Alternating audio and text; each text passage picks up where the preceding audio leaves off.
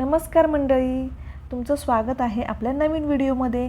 तर इथे आम्ही घरातून बाहेर पडलो आहोत देवदर्शन प्लस छोटीशी पिकनिक करण्यासाठी।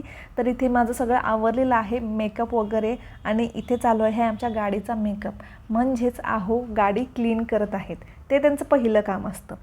तर इथे मी अशा प्रकारे रेडी झाली आहे, स्कर्ट अँड टॉप घातला आहे, मुलांनाही रेडी केलं आहे आणि इथे आमचा प्रवास सुरू झाला आहे। सध्या चालू आहे श्रावण महिना आणि बाहेरचं प्रसन्न वातावरण बघून ना खूप छान वाटलं, कारण खूप रेअरली आता आम्ही बाहेर पडतो। त्याचं कारण हे आहे की नवीन कंपनी आहे, नवीन कंपनीमध्ये जास्त सुट्ट्या घेता येत नाहीत, त्यामुळे खूप कमी बाहेर पडतो आम्ही। महाराष्ट्रात असताना खूप फिरायचो, दर सॅटर्डे संडेला बाहेर पडायचो।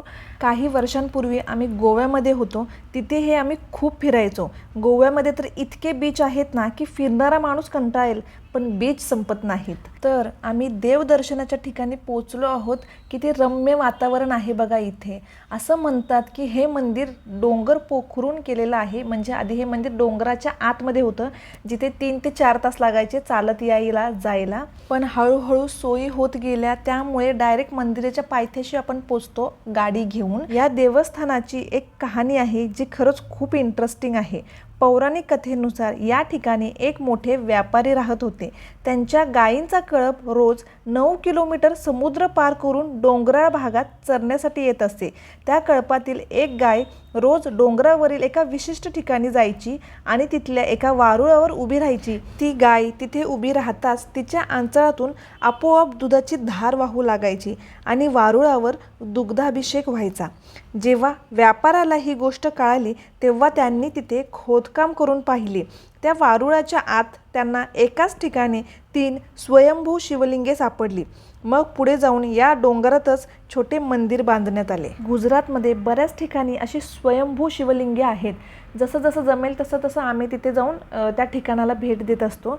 तर मुलं खूप एक्साइटेड होती, तुम्ही बघू शकता। शर्विल नुसता त्या मंदिराच्या गाभाऱ्यात पळतोय। आम्ही एकदा प्रदक्षिणा घातली, पण तो सतत घालत होता। मी म्हटलं असू दे, खेळू देत।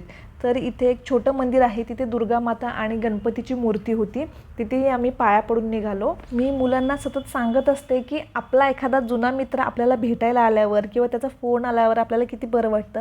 त्याच प्रकारे मंदिरातही अधूनमधून गेलं पाहिजे, म्हणजे दुःख किंवा सुखाशिवाय सुद्धा मंदिरात गेलं की देवालाही बरं वाटतं। तर इथे तुम्ही बघत असाल मंदिराच्या आवारात एक मोठं आणि जुनं आणि मजबूत असं पिंपळाचं झाड आहे। मला अशा झाडांचं खूप आश्चर्य वाटतं की जे वर्षानुवर्ष टिकून राहतात। इथे ना मी मुलांना ओरडत होते की तुम्ही का स्कूलचे शूज घालून आला आहात, मला विचारलं सुद्धा नाही तुम्ही की कोणतं शूज घालू की सँडल घालू म्हणून असं। पण नंतर लक्षात आलं की मीच चुकले आहे, मुलं बरोबर आहेत, कारण मंदिराच्या पाठीमागे डोंगर आहे आणि तो आम्हाला चढून जायचा आहे हे माझ्या काही लक्षातच आले नाही। मिस्टरांचं प्लॅनिंग, आमचं काही जास्त बोलणं झालं नाही। आम्ही जवळची 1-2 ठिकाणं शॉर्टलिस्ट करून ठेवतो की हां इथे 1 दिवसात जाऊन येता येईल असं, आणि त्यामुळे अचानक हे प्लॅनिंग झालं आणि निघालो। आणि मी जिथे राहते त्या भागात गुजरातमध्ये सगळ्या बायका साड्या घालतात। बरं, गुजराती साड्या नाही, लहानपणी जे वाटायचं ना की हां गुजराती साडी वगैरे डान्सला वगैरे घालायचो, त्या साड्या नाही, नॉर्मल साड्या ज्या आपल्या भागात महाराष्ट्रात घातल्या जातात तशा प्रकारच्या साड्या घालतात। मग मी विचार केला की साडी तर मला जमणार नाही, पण ॲटलिस्ट स्कर्ट टॉप तरी घालावं, म्हणजे त्याच्यावर स्कार्फ किंवा ओढणी घेता येईल दर्शन घेताना वगैरे। पण तिथे गेल्यावर मी बघितलं की ज्या काही लेडीज आल्या होत्या त्यांच्या फॅमिलीसोबत, त्यांनी डायरेक्ट जीन्स पॅन्ट आणि टॉप घातला होता। हां, म्हणजे मला परत ऑकवर्ड झालं तिथे, म्हणजे मला समजतच नाही आहे मी गोंधळी आहे का वेंधळी आहे, काय कळणं झालं आहे मी। पण काही बाबतीत माझा अंदाज चुकतो हे खरं आहे। तर सगळे पुढे होते, मी मागे आपला कसा तरी पसारा सगळा आवरून कशी बशी पुढे जायचा प्रयत्न करत होते। मला मिस्टर तर सारखे बघून असे म्हणत होते की ऊसतोडी असतात ना तशी दिसतेस तू, कारण जीन्स घातलेल्या ज्या लेडीज होत्या त्या फटाफट वर चढत होत्या, कारण त्यांचं काही कुठे अडकायचा प्रश्नच नाही। मी घातला होता स्कर्ट, जो प्रत्येक काट्या कुटात झाडाझुडपात अडकत मी निघत होते, म्हणजे मलाच सांभाळणं मला अवघड होतं। त्यामुळे मिस्टरांनी माझ्या छोट्या मुलाची जबाबदारी घेतली। मुलगी तर काय ती पुढे जात होती एकटीच, पण मेहनत का फल मीठा होता हे असं म्हणतात, तसं आम्ही डोंगर पार करून जे काही दृश्य बघितलं ना ते खरंच इतकं रम्य आणि इतकं सुंदर होतं ना, त्यामुळे वेगळीच एनर्जी येते आणि एकदम पॉझिटिव्ह वाटायला लागतं। इथे मुलंही दमली होती आणि बसायला इथे काही नव्हतं, तुम्ही बघू शकता दूरवर इथे काहीच नाही आहे। आणि अधूनमधून वातावरण बदलत असल्यामुळे ऊनही पडत होतं, तेही कडक. आणि विशेष म्हणजे आम्ही डोंगरावर चढलो आहोत तर तिथे हवाच नाही आहे, कारण अशा ठिकाणी तर हवा किती जास्त पाहिजे, ती हवाच नाही आहे. त्यामुळे गरमीने आमची हालत झाली होती आणि माझ्या मुलाला भूक लागली होती. तर आम्ही जे काही स्नॅक्स आणले होते ते आम्ही तिथे खायला घेतले. तर तुम्ही बघू शकता आमच्या मागे जिथे आम्ही बसलो आहोत तिथे इतकं प्लास्टिक पडलं होतं, प्लास्टिकचे रॅपर म्हणा, प्लास्टिक बॉटल्स म्हणा. म्हणजे मला कळत नाही, आपण आपलं घर सोडून देवदर्शनासाठी किंवा पिकनिकसाठी जर बाहेर पडतो तर तिथे जाताना कचरा करून का जायचं? म्हणजे किती किती ते जागा घेणार आहे? म्हणजे आपला कचरा आपण बॅगेत ठेवू शकतो आणि परत घरी आल्यावर तो टाकू शकतो. बाहेर पडल्यामुळे या गोष्टी मुलांना जास्त प्रॅक्टिकली समजावता येतात. त्यामुळे मी शर्वीला 2-3 वेळा तेच बजावून सांगत होते की बघ इथे प्लास्टिक पडलं आहे, ते अजिबात छान दिसत नाही आहे. सो तुझं खाऊन झालं ना की ते पहिलं ते बॅगेत टाकायचं. माझ्या मुलीला तर सवय आहेच ती, पण मुलालाही मी सवय लावली आहे ती. तुम्ही बघू शकता 2-3 रॅपर आम्ही ऑलरेडी बॅगेत टाकले आहेत. हे बघा, आणि त्या लास्टचे रॅपर त्याचं खाऊन झाल्यानंतर तो टाकत आहे. सो आमचा कचरा आम्ही पुन्हा आमच्या सोबतच घरी घेऊन जाणार आहोत. सो आमचं खाऊन झाल्यानंतर थोडीशी एनर्जी मिळाली, त्यामुळे अजून थोडंसं वर चढलो डोंगरावर आणि तिथून सगळं खाली बघत होतो.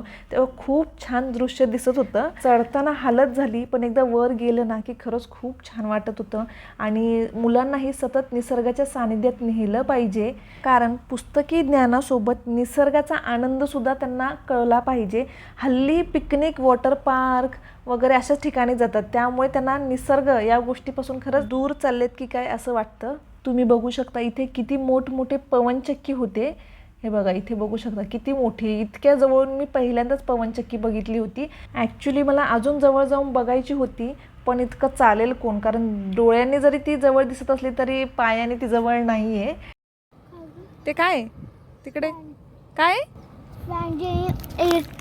हे वाढते काय फॅन जेवढं फॅन चाललं तेवढी इलेक्ट्रिक वाढते. इलेक्ट्रिसिटी वाढते. हां. Very good. मग फॅन आहे ना ते. पिकनिकमध्ये बघा आम्ही काय काय आणलं, स्टिकरसुद्धा आणले आहेत. आता ते का आणले असं विचारल्यावर त्याच्याकडे काहीच उत्तर नव्हतं. तर इथे आता डोंगर उतरण्याची वेळ आली होती. लोक बघा येत आहेत आणि आम्ही आता हळूहळू उतरत आहोत. तर इथे मध्ये झाड दिसल्यावर शर्विलने हट्ट केला की त्याला बसायचं आहे. सो त्याच्या पप्पांनी त्याला बसवलं होतं आणि इथे आता आम्ही डोंगर उतरून खाली रेस्ट करत आहोत. कारण मिस्टरांनी मनाई केली ती अजिबात फोन काढलास तर बघ, कारण थोडासा पाऊस पडला होता तर सगळं थोडंसं चिखल चिखल झाला होता. त्यामुळे एकाचा जरी पाय घसरला असताना तर चौघं आम्ही घसरत खाली आलो असतो. त्यामुळे मीही हिंमत केली नाही फोन बाहेर काढायची. सो आता आम्ही परतीच्या प्रवासाला लागलो आहोत. गाडीत बसल्या बसल्या लगेच पाय दुखायला सुरुवात झाली, कारण खूप दिवसानंतर पायांचा इतका व्यायाम झाला होता. मुलं तर झोपलीच आहेत बॅक सीटवर. तर आजचा व्हिडिओ तुम्हाला कसा वाटला हे मला नक्की सांगा. व्हिडिओ आवडला असेल तर लाईक करा, आपल्या चॅनेलला सबस्क्राईब करा. तर भेटूयात नेक्स्ट व्हिडिओमध्ये. बाय.